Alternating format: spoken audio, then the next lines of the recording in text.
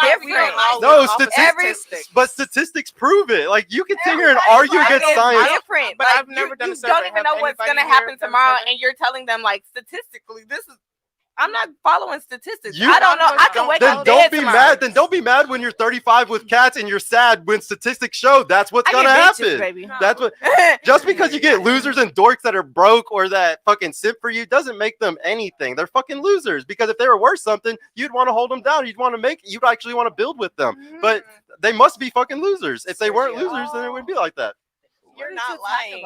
How many of us? I cannot lie. I don't want to take the men's side. I promise I don't. I understand. But understand, if a 23-year-old man, no matter how old you are on this panel right now, if a 23-year-old man that is broke came up to you and said, "I want to marry," but why would you want to date a broke person but- in general? You need to get your priorities straight. But a 35-year-old man who can pay for your meal, who is rich, comes up to you and says, "I want to marry you." I have never depended on a man for money. What are you gonna do? I don't have to rely on a man for money, but like, why would you date somebody that's broke? You need to get your priorities straight. You worried about dating me, and you ain't even got $10 in your bank account. Like, that's stupid. But what if you wouldn't even like? Why would anybody date somebody that's broke? But a 35-year-old man came up to you and said, "I'm ready to marry you. I'm ready to put you in a house. I'm ready to put you in all this." You gonna go for that 35-year-old man? Are you not? Not necessarily. I'm gonna go for the one who's more emotional. I don't even think y'all should be putting age on it. The numbers don't. I'm sorry. I don't even think y'all should be putting age on shit. To the extent that y'all talking, it's really basically about the money. I know it's the 23-year-old with money or the 35. Yeah, I know a couple 23-year-olds with money, young rich niggas. Like, so it's like, what are you talking about? You putting the age on it, so then you gonna choose. Just say I'm choosing the nigga with the money. Why would you date somebody that's broke? It just don't make sense in my Ladies. head. Exactly. So the reason why age matters, because outside of like the scammers, and let's be honest, how many of y'all date scammers? You ain't gotta raise your hand. Scammers, drug dealers. Let's be honest. Drug dealers. Yeah, scammers and drug dealers. Like, What about hold on? What about ball players? What about ball players? There you go. Scammers. Okay, there you go. So outside of the young dudes that actually get money early, everybody else has to work about 10 years from the time that they graduate from high school. When do you graduate high school? 18, right? Oh, 18. Right. So you got to work an additional about 5 years to graduate, 4 to 5 years to graduate, right? Then another 5 to 10 years to actually come into money. So $100,000 plus, right? So that's why the age, as far as men is concerned, that 35 number, that's why that number's there, because generally men have to work upwards about 15 years to actually start hitting their peak. Yeah. Unless you know how to dribble a ball, catch a ball, or sell some drugs. Yeah, or rap. And it's different for our parents' generation. Like my dad did amazing, because but it was easy. Like the cost of living was way lower. The things that women wanted back then, 20, 30 years ago, compared to now with Amazon and Google and everything online and social media, the FOMO is crazy. So most guys can't keep up with providing for their woman and making them happy. It's a completely different world than it was 20, 30 years ago. I mean, but it's a completely different world for everybody. Like the economy is shit right now.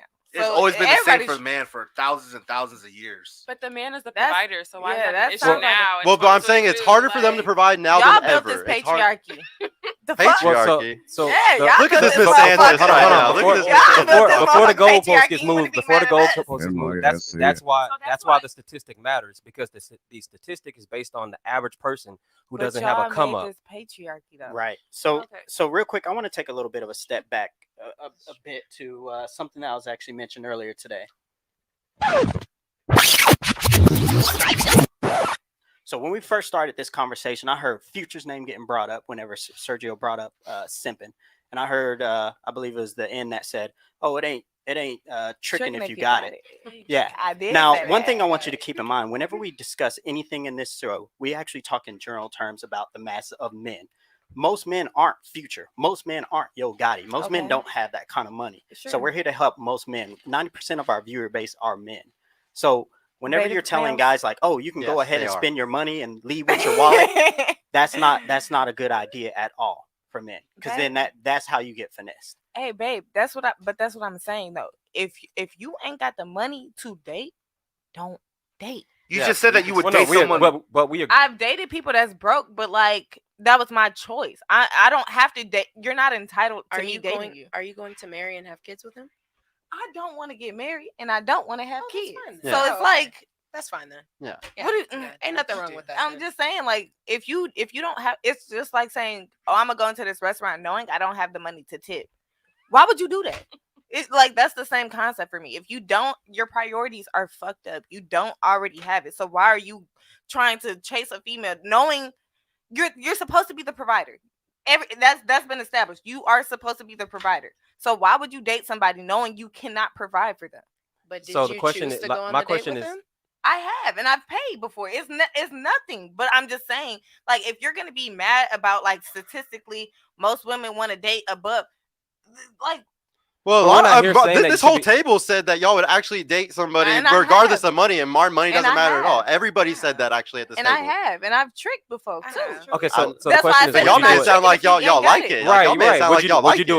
Would you do it tonight? But I go. Yeah, dude walks up in here and says, "I don't got no money, but I want you to pay for everything." Would you do it? No, because I don't even know you. But like, no. You know, hold on. You know him. High school friend. He comes in. He's like, "Hey, I've been loved you. I've been jumping in your DM for like 10 years. You never responded. So I'm here now. I ain't got no money, but I want to take you on a date. I got personality." Here's the thing. It takes two people to date. Like, if I'm not feeling you like that, why would I do that for you? No, hold on. He has personality. He's a vibe.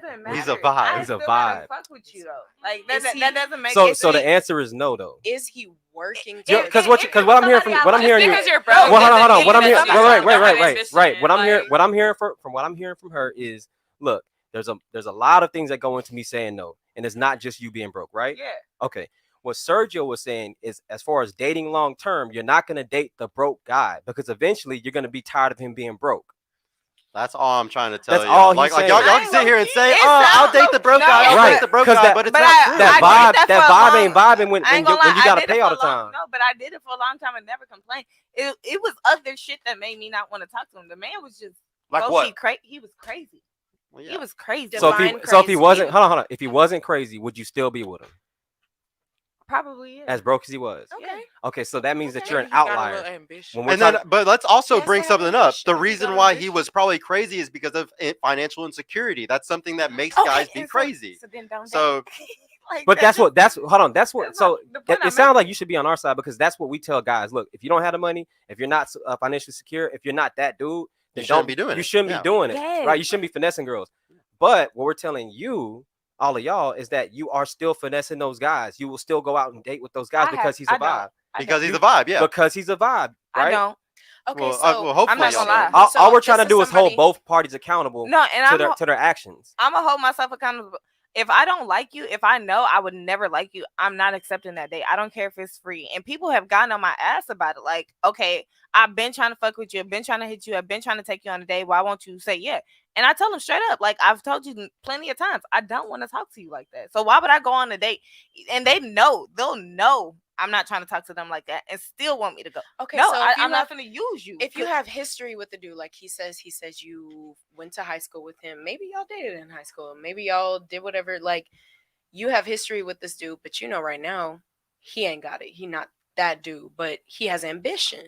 You know he's working towards something. He's going to school for that thing that he said he's working towards. Okay.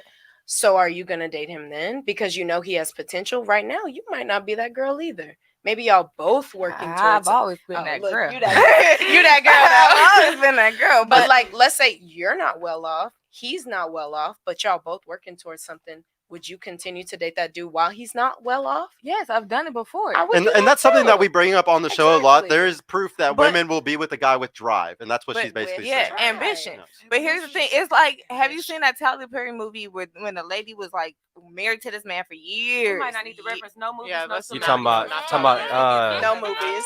Not Tyler Perry. Angry black woman. Nothing but opinion. It's the one with Taraji P. Henson where she was dating that man for like married to this man for like 20 years.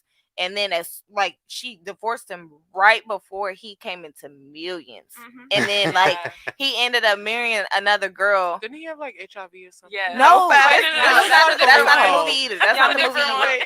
That's not the movie either. I mean, he wears a dress in all of them, so it kind of makes sense that y'all.